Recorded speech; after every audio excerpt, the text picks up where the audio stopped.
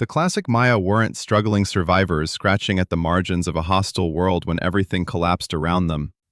They had mastered astronomy well enough to track Venus across centuries with nothing but naked eyes and careful stone records.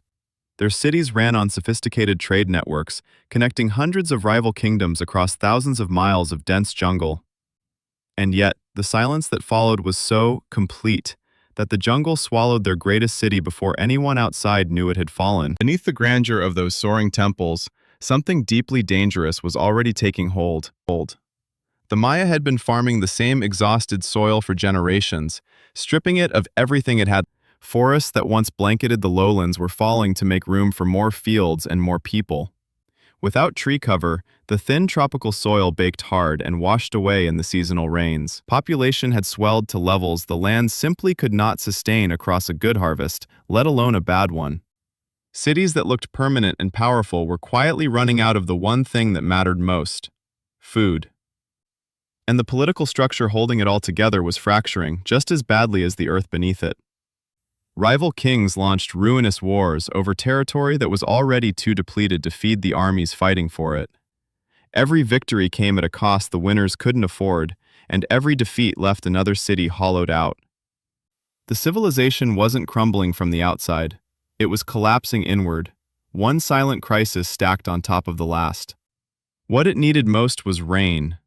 And what was coming was anything but. Everything that had been straining for decades finally had a reason to snap all at once. Starting around 820 AD, a megadrought settled over the southern lowlands and simply refused. This wasn't a single bad harvest or a dry season that farmers could wait out with stored grain.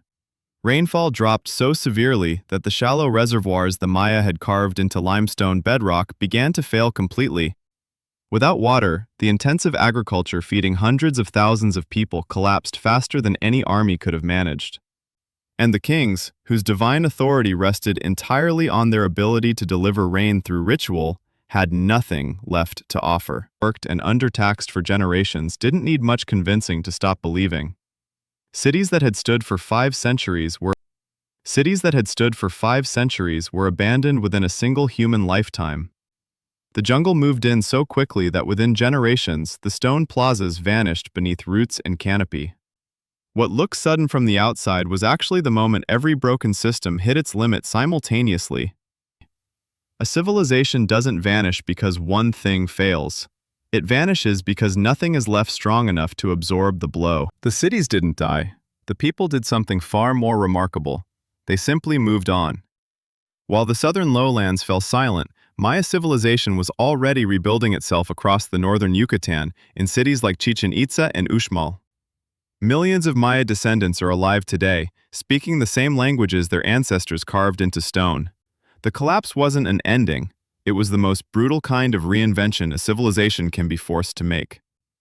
What the classic Maya lost was not their identity, but the specific political order that had grown too rigid to survive its own contradictions. They had built something extraordinary on a foundation that couldn't hold the weight they placed upon it. Deforestation stripped the land, kings refused to yield power, and then the rain stopped coming for a generation. No single crack broke the structure. It was the accumulation of every crack they chose to ignore. Every civilization that has ever risen has believed, on some level, that it was the permanent one. The Maya remind us that permanence is always borrowed, and the bill eventually comes due.